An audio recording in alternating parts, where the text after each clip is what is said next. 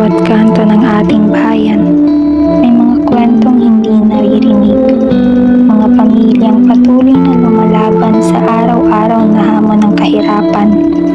Sa likod ng bawat ngiti, may gutom na tinitiis. Sa bawat pag-asang bumubulong, may pangarap na pilit inaabot. At sa gitna ng lahat ng ito, may natitira pa ring tapang. Ang tapang na bumangon, kumapit, at maniwala na hindi habang buhay ay ganito.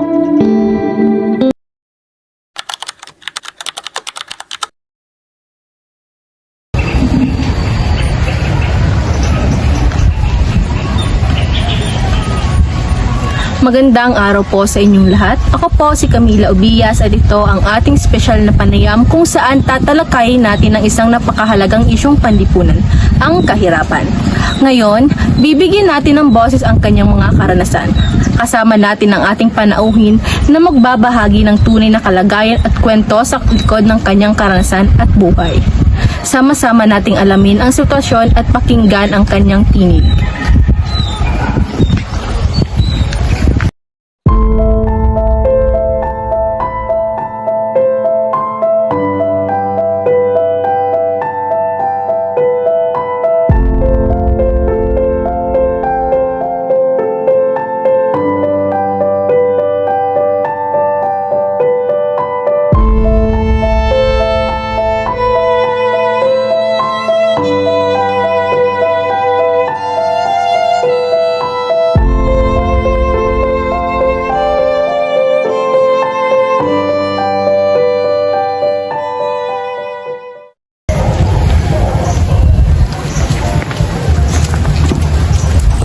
Magandang araw sa inyong lahat. Ako nga pala si Kimberly ATV. At ako naman si Ella Villarasa Buenchempo. At kami ay nanggaling sa Partido State University. At ang ating mga panayam ngayong araw ay si Lola Yolanda Ibayan.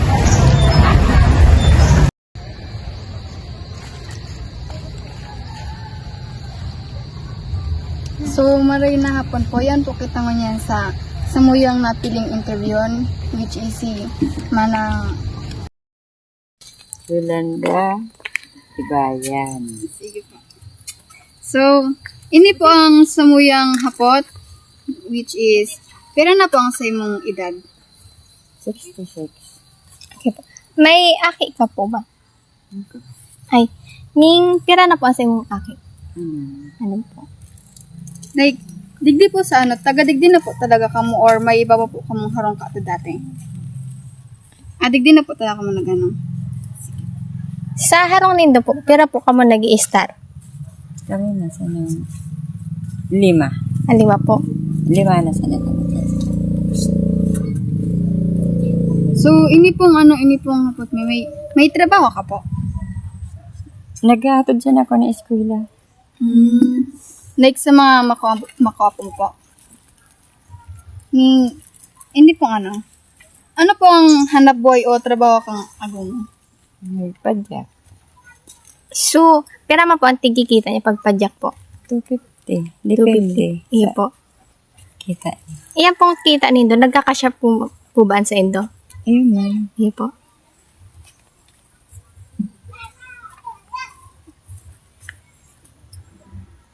So, ini po.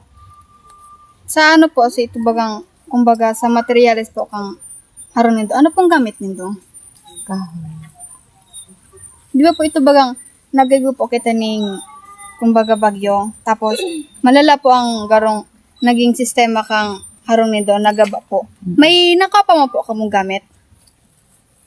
Nadalaganan. Gamit mo eh. Dahil may man nakukuha. Hanggang ngayon, yaon pa din na kay. Pero ito pong gamit nitong nakaano duman. Nagagamit po po to or day na po? Mga bado masana na ano dyan. Nadadaragan. So, ngunyan po na ito baga pong araw po ka ng kalagayan nindo. Saan po ka mo nagstay, kumbaga, itong harong-harong nindo man po?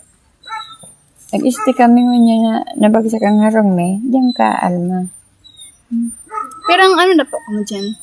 Simula sa namakang bagyong uwan. Sumakas nakaagi po mga bagyo. Diyan na po ba kamo sa naroon po nindong harong? Dahil mo kami nagali dyan. Hindi man po kami nag-evacuate.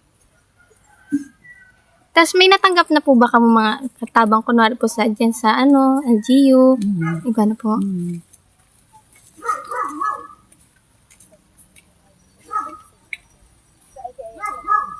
Ito po, di ba po, nagbagyo po. Okay man lang po, may man po sa doon nakaralintura o Ayo, ma'am. Ayun po. Safe man po ka magabas. Ayo, ma'am. So, ngunyan nga ni po, sailing do po, ang mga ang pagkakanin do po ngunyan, okay man po. Okay. Kumbaga, naging sapat man po. Sapat naman po. Ay, iyan po narat po nindong harong. May plano po ba kamo paayusan ng oday na po? Papayusin mo pa. Pero bako na po dyan. Iya po. Mas malipat na po kabalik Naman yun. sa taas.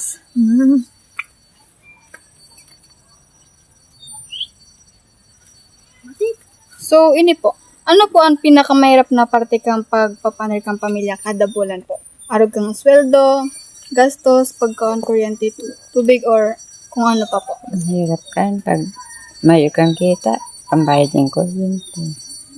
Paano yun do po ang pinagkakasya? Hindi po mga gastuson. Ipakasya na sa nata. Mayo man may magpadala sa muya. Kung anong nakuha dyan kang agam ko, iyo man ang pinakakasya mo. So, sailing do po, ini pong garo kita kang agong nindo, kasya na po ba? Minsan, nakakasya, minsan hindi. So, ini pong hapot ko naman is, kung okay lang po sa indo, ano po, paano po naapektuhan kang kahirapan ng mga aki sa eskwela, pagkano pang araw-araw na buhay po? Mahirap kang eskwela. Ay, kunwari po, na nakatapos man po ba si Dor? Ay, nakatapos na. Di man po ka mga nasakitan sa pag-awat kang mga pa-project, tuition, Man, tawa ng Diyos. Dahil man. mga karaos din po. Ini po, may mga pagkakataon po ba na ganun ay bibigyan ibang pangangay po ka mga aki nindo?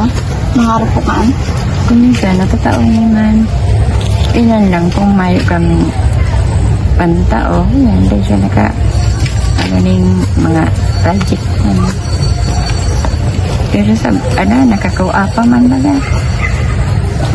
Nakatatao pa man siya ng project. Kung paano. So, ano pa ang pinakadakulang naging sakripisyo po nindo sa indong pamilya po? Okay lang po. Ang sakripisyo mo sa pamilya ko, ang pag-aataman sa mga aki ko. Kasi ang mga apo ko yan pa ko. Ayan ang sakripisyo ko. Ini po, ano po ang mga pangarap nindo para sa indong mga aki or para sa indong pamilya po? Pagkatapos, pag-aaral nila, na makakasinda niya, magayon na trabaho. Sa pamilya nindo naman po. Kami, okay naman kami sa pamilya ko. Pag nagmamahalan kami, okay na an. Mayong awayan. Sa mga araw mo po, na araw po kami nararanasan sa buhay ta, ano po ang pwede nindong maitaong message po sa inyo or hindi po? Message sa Yung message po itong sanay po. Yan sa buhay na daw po sa buhay ta, araw na po kami nararanasan ta. Makusubang po meron. ano ko lang sa mga aki ko. Mag-aral silang mabuti. Sa indaman ako kami ang tabang mi sa inda, 10 muro na. Nakakaano kami sa inda, nakakaraos, magpaadal, mapakakay. Iyon sana, pag di sana magkakahilang ang mga aki. Iyan lugod ang, pag nagkahilang ang mga aki, iisipo na naman kung saan kamakuan, pabulong, kaya okay lang ang mayong namatay ang mga aki. Liban sa Katabang sa indo para magpadagos, maglaom, asin magpursige.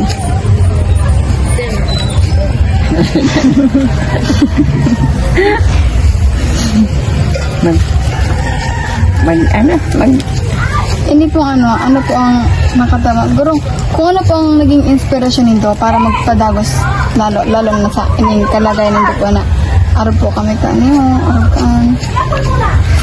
Basta ipadagos mo sa naman ang buhay niya. Tayo, sabi ba gang, dahil ka habang may buhay, may pag-asa. Dahil ka,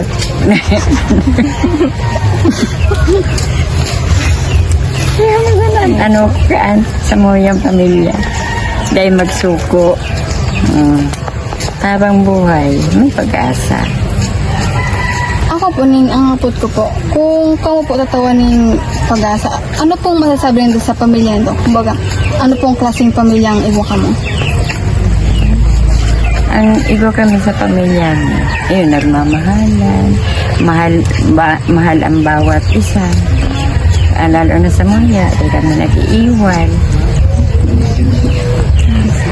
May kung mainit ang bayo kang salo, magpaubayot ka. At kung parehas ka mo kalayo, mayo, sulo. Tubig, kalayo. Ayun, sa milyang kang pamilya. So, yun na po, nahiling ka na po kung paano niya po istoryan sa tuya ang kalagayan ninda. So, digdi po sa tawag niya sa tuyang minsan. Pero may gumawa po sa itong inspirasyon baga na tinao sa tuya. Nagdawa, guro na kita ka hirap, may pag-asa mang ginalay. At saka kung ano man pong pagsubok ang nararanasan sa buhay natin, meron tayong pamilya na mamahalin tayo kahit na walang-wala tayo or kung ano man ang mayroon tayo. So, yun lang po. Tama yan. Maraming salamat po. Sa pamilya mo, ayun, nagmamahalan. Mahal ang bawat isa. Lalo na sa mga, di kami nag-iiwan.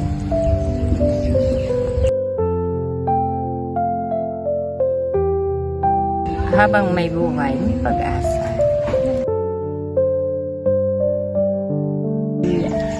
Dahil magsuko. Habang buhay, may pag-asa.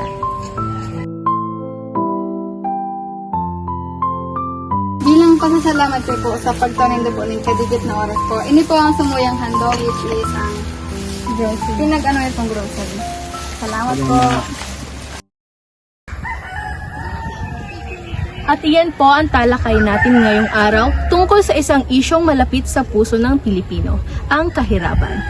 At si Lola Yolanda Ibayan ang ating nakapanayam ngayong araw na nagbahagi ng kanilang karanasan sa buhay. Ang kanilang mga pagsusumikap ay patunay na hindi hadlang ang kahirapan upang magpatuloy sa buhay. Ako po si Camila Obias at dito nagtatapos ang dokumentaryong tumatalakay sa mga tunay na hamon ng buhay. Hanggang sa muli, magandang araw po sa inyong lahat.